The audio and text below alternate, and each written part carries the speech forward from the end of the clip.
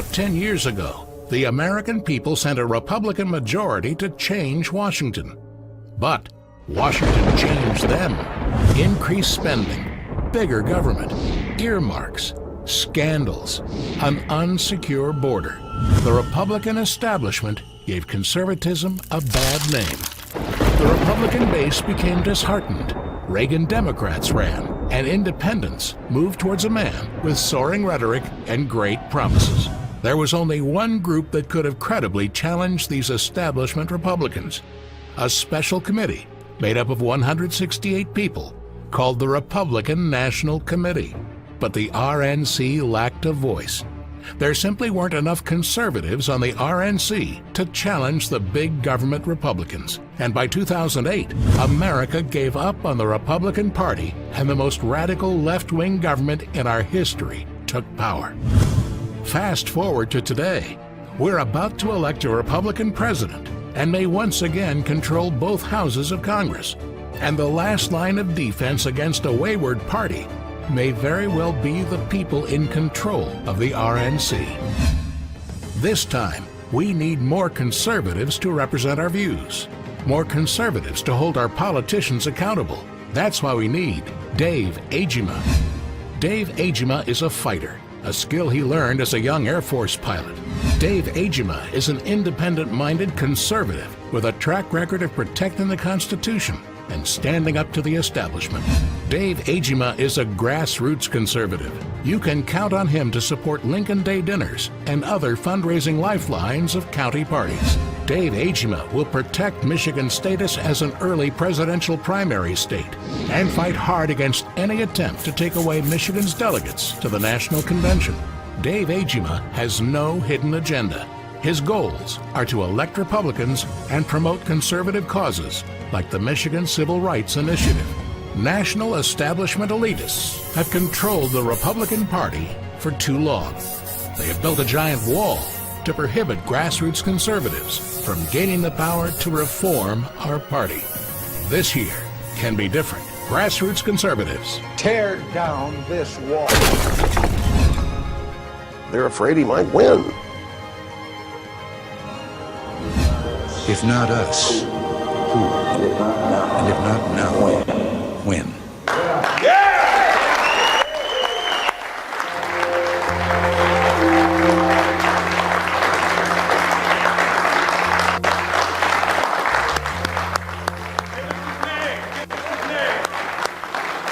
Dave Agema. Thank you. Short people. Well, you saw that. Believe it or not, I never saw that video till the night I arrived at Cobo Hall. I honestly didn't. When they showed it to me, I said, man, you can make an idiot look good by putting this together. You know, I'm going to say a little bit what I said when I was at Cobo Hall. I think you can tell a lot about where a person's going based on where they've been. So I want to just give you a little history where I've been, where I'm going, and so forth. Basically, I graduated from Calvin College, and during the height of the war in Vietnam, I joined the military because I wanted to fly airplanes. My dad was just a factory worker, millwright. And so I went to college, joined the Air Force, became a fighter pilot. I flew for about 7.5 years in the active duty, and then I decided I'd try to get hired by the airlines because they paid more. So what I did is I got a cross-country home one day and got a guard job at Battle Creek International Guard, flew home, put my application in, got hired by American Airlines about 6 months later. So most of my life I held two jobs. I was an airline pilot and I was a pilot in the Air National Guard. I did that for about another 7.5 years in the Air National Guard, then I became Air Liaison Officer for the Air Force Academy. So anybody that was going to the Air Force Academy had to go through me or one of the 18 officers that worked for me, except Detroit and suburbs. I'm not sure that's part of Michigan, but anyway, I decided to run for office because I basically had some physical problems. I played church league basketball, which is dangerous when you're about 35, 38 years old. And I ruptured a disc in my back, ripped the hamstring off my butt, and got a hernia all at the same time. 13 surgeries later, finally the FAA doctor says, you can't fly anymore, Dave. I'd been with American Airlines for about 25 years. It's the thing I knew the best, the thing I loved the most. So I kind of struggled for a while, and I worked with a machine shop for a couple of years, helped run a machine shop because a guy asked me that runs Butterball Farms, the butter, not the turkeys. help me get a machine shop started. I said, I don't know anything about a machine shop. He said, that's fine, it'll be fun. So I did that for 2 years, and that's where I learned a lot about illegal immigration, which I'll get into in a minute. But anyway, this position came open, and some people said, Dave, you ought to run. I said, well, I don't like politicians. That's the first qualification, you ought to run. So I thought, okay, I'll do that. So I ran against 9 other people that were all involved with politics. And I did very well. There's 10 of us, and I think in the primary I took about 38% of the vote, somewhere in there, and in the general about 72 to 74. And it's been going up ever since, about 82 or 84, I think the last time I ran for office. But I think basically I ran on 3 issues when I knocked on doors. And it's because it's important to me. I was a pilot during 9/11. I lost friends during 9/11. Those people got onto my airplanes with driver's license, Michigan driver's license, and I didn't like it. So I ran on illegal immigration. I wanted to stop it. It's important for 3 reasons. It's important for security reasons. We have to know who comes to this country and what they're carrying. Are they carrying terrorism? Are they carrying drugs? Are they doing human trafficking? What are they doing? It's important for jobs. Only 3% of illegals work on farms. 97% of them work on roads and bridges, roofing and siding. I know there's a roofing guy here. And they're causing us to lose a lot of jobs. And the last reason that was important to me, it's a fiscal impact. In 2010, there was a study done in the state of Michigan alone. Through healthcare, education, welfare, jails, and human services, Michigan spent $929 million on illegals. Folks, that's a fiscal issue. It shouldn't happen. I'm angry about that, and I still want to stop it. Now, the new Secretary of State we have now is doing an excellent job of getting those driver's licenses, which I thank God for, because we had truckloads coming into Michigan from Georgia, New York, and New Jersey coming here with fake Social Security cards, fake electric bills, and so forth, getting driver's license prior to the Secretary of State. That stopped. Thankfully, she stopped on that, and I really appreciate it. But one thing I've learned now that I've been in the House of Representatives is you are not safe when we're in session. Your dollars are not safe, folks. And I'm a big believer, and I'll get to that in a minute here, but I'm going to skip right to it. I'm one of the few that believe Michigan should have a part-time legislature. Yeah. 46 states have a part-time legislature. We have just completed the budget once again by June 1. It's living proof it can be done. And quite frankly, when we're there, we're making law. And quite frankly, you lose your freedoms one law at a time. And you lose your income one tax at a time. And you're losing that when we're in Lansing, just as well as when they're in Congress. So I believe in a part-time legislature. Government really has only one propensity, and that's to increase in size and expenditure. Study history. The only way you're going to stop that, folks, is to stop the money flow. If you give them $1, they're going to spend $1.25. You just talked about that a minute ago. Stop the money. You'll stop the growth of government. Socialism means a lot to me. I hate it. Because everything I had to practice to fight for in the Air Force was either communist made or socialist made. Communism always, and socialism, promises much, but always delivers little, and always runs out of your money, and then goes bankrupt. Look at Portugal. Look at Italy. Look at Greece. Look at Spain. That's America 10 years from now if we don't stop it now. So if you look at some of the things, just to give you an idea where I'd like to go with the RNC, and kind of people I'd like to get, I'd like to just explain some of the things I've done, some of the things I'm still trying to get done. For example, when I got into office, I discovered we were one of the few states that didn't have really good wording for our bridge cards, food stamps. And I discovered that we had a whole bunch of college kids on bridge cards, food stamps that shouldn't be there. So I was a driving force to try to change that, and we did. We kicked off 30,000 college kids off from bridge cards that were not poor. That saved you $75 million of your taxpayer dollars. Another thing that was big for me is we were paying same-sex unmarried benefits to our state employees. I put the bill in. Thankfully, the governor signed it. You are no longer paying same-sex unmarried benefits for state employees. The colleges still are. I'm after them yet. I'm not done with that one yet. I'll fight that fight. We put an asset test in for welfare. You know, some of the people that won the lottery and had $2 million and still on bridge cards, I don't think that's really a poor person to use. So we stopped that and put an asset test in there.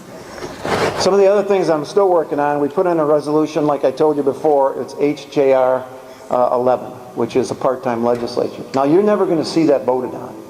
I'm a realist. In the legislature. Why? Because most of those people want a full-time job. It's as simple as that. You're going to have to do a little walking and knocking and get that on the ballot. I will guarantee you, if you get the signatures and put it on the ballot, it's a done deal. Because people will vote for that and make it a part-time legislature. Several bills I put in for illegal migration for some of the reasons I just talked about. Basically, they're being thwarted now in some of the committees by special interests and lobbyists because they're making money on the illegals. Simple as that. Another one that's big for me that I'm still looking to pass, and I know they're going to pass this one, is called HCR, House Concurrent Resolution 11. You will maintain your parental rights as we now know them. The United Nations or nobody else is going to tell you how to raise your kids. Very important. Another issue for me, and this is probably more important than most people here realize. It's called House Bill 4769. It's called American Laws for American Courts. Folks, we're under siege here. And all that bill does, it says, if you go into a court of law and tell them that liberal, that progressive judge, you will not use foreign law if it causes you to lose your constitutional rights, whether it's state or federal. There have been over 72 cases now in the United States where that has occurred. 50 of those cases in 23 states were Sharia law being put into our court system and had to be reversed in the appeals court. That's got to stop, folks. Sharia law and our Constitution cannot coexist. They're just impossible. Because Sharia law basically believes that law is above all man-made laws and any other laws that exist. So it cannot continue to happen. So, what is my goal? I want constitutional conservatives, moral conservatives, and fiscal conservatives elected into office. That's my goal. And one thing I mentioned at Cobo Hall, I says Ecclesiastes 10 verse 2 says, the heart of the foolish leans to the left, but the heart of the wise tends towards the right. We need to move that ball to the right a little bit further than we have in the past. And then one thing I have to always have over here, and I'm going to get into some other issues here, but what's the last four words of the word American spell? The last four letters? I can't. What's the last four letters of Republican spell? What's the last four letters of the word Democrat spell? Rats. What can I say? So let's look at Obama. Now that I'm on more of a national scene, somewhat, not there yet, but Obama is either stupid or he's deceitful. I suspect the latter. What has he done that has improved this nation one iota since he's been in office? Very little. Let's look at the cash for clunkers. There were 690,000 cars that went into that at $4,000 a car. When they did the research on that, they discovered only 125,000 of those really were for people that were going to trade it in to get a more efficient car. The other people were just going to buy a new car anyway. That ended up costing us $24,000 per car. Is that efficient? I don't think so. It was a complete flop. Look at the stimulus program he put in. Nothing was shovel ready. He just put us in debt. All that is government intrusion in the economy. And when you put government intrusion in the economy, it's artificial stimulus. Now, I got a bachelor's degree in economics. I got a master's in business. I'm telling you, that was a stupid, stupid plan. But you know what? It sounded good to the American people. Now we're going to pay for it. I used to be afraid of my kids. Now I'm afraid of me, my kids, and my grandkids because of so much debt. And I might be wrong, Congressman, but I believe when you add in Medicare, Medicaid, Social Security, and all the unfunded liabilities we have for state employees and federal employees, we are over $100 trillion in debt. Add that into how many people we have in the United States and see how much you really owe. Another thing I don't like about President Obama, he's going to cut the military back. His cuts are going to equate, about 50% of his cuts are going to be military cuts. Folks, I'm telling you, this is not the time to be weak militarily. I'm not saying everything the military does is great. I've been in the military 26 years. Not everything they do is right, but I'm telling you, if you have a weak military, you're going to have to use it because they're going to test you. And I just really detest the fact that what he's going to do is cut the military and then use that money for more entitlements to buy more votes, because that's what he does. I just don't agree with it at all. So I was paging through some of my my old history lessons, and I discovered there was a guy by the name of Tacitus. He was, I think, a Roman legislator. Think of this. Here's what he said way back then. The more corrupt the state, the more numerous the laws they make. Hallelujah. What does that tell us about us? We're making too many thinking laws, and it's going on a regular basis. I'm telling you, whether it's Congress or it's the legislature, it is a manufacturing plant for unnecessary laws and taxes. When they're there, they're going to do it. Don't let them be there. I'd like to end with a thing I'm going to read to you, but I thought it was pretty good. So here's some flawed logic a person sent to me.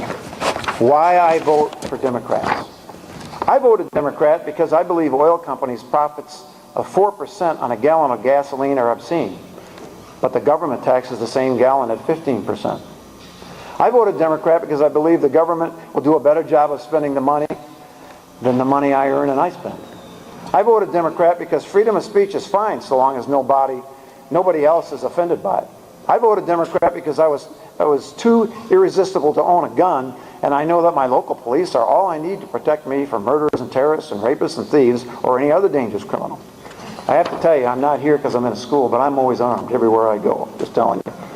I voted Democrat because I believe that people who can't tell us if it will rain on Friday can tell us that the polar ice caps will melt away in 10 years if I don't start driving a Prius. I voted Democrat because I'm not concerned about millions of babies being aborted so long as we keep all the violent death row inmates alive, not to mention the spotted owls, the snail darters, the baby seals, the sea turtles, the eagles, the obscure species of mice, etc. I voted Democrat because I think illegal aliens have the right to free health care, education, and Social Security benefits. I voted Democrat because I believe the businesses should not be allowed to make profits for themselves. They need to break even and give the rest away to the government for redistribution as the Democrats see fit. I voted Democrat because I believe the liberal judges need to rewrite the Constitution every few days to suit some fringe kooks who would never get their agendas past the voters. I voted Democrat because I think that it's better to pay billions for oil to people who hate us, but not drill for our own, because it might upset some endangered beetle or gopher. Folks, that's pretty good. I mean, that's what a lot of Democrats are thinking. And then just before I left to come home, I was actually in Coopersville today where I had my constituent day, and I always stop at the Palladium gun shop. I've got to pick up a few shells for whatever might happen in the future. And when I was there, he had this sitting here, and I said, I got to talk about this tonight. Norman Mattoon Thomas. He lived until 1968, was the leading American socialist. For 6 times he ran for presidential candidate for the Socialist Party in America. Here's what he said. The American people will never knowingly adopt socialism, but under the name of liberalism will adopt every fragment of socialist programs until one day America will be a socialist nation without even knowing it happened. He went on to say, I no longer need to run as a presidential candidate for the Socialist Party. The Democrat Party has adopted our platform. Amazing. He saw that way back then. It's still there. It's happening today. And I'm going to end with one last thing. When I was making calls, when I finally decided I would run for this position, I won't say who it was, but I called a particular chair. He picked up the phone, and right away he says, what are you going to do for me, Dave? And I thought, boy, I'm dealing with a liberal. I can't do anything. Bobby can't do anything. He can't do anything by himself. The biggest problem we got in the Republican Party is apathy. Folks, we need your hands. We need your feet. We need your money. We need you to talk to people. Don't give up. And if I can ask one thing, pray for those in leadership. You know, this country was a God-fearing country. We're throwing God out of everything we do today. Everything. God's not going to bless a country that does that. So I would ask you to pray for that. And the best bumper and the sticker I've ever seen, I'm going to end after this, was Psalm 109 verse 8. It said, pray for the president, Psalm 109 verse 8. Go home and look that up and you'll chuckle. Thank you. Amen.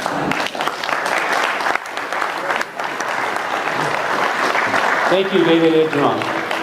At this time, I'd like to present our speakers with a token of our appreciation for speaking to you tonight, and we're going to present them with a mug on behalf of the Schoolcraft County Republican Party in the Schoolcraft County Historical Society.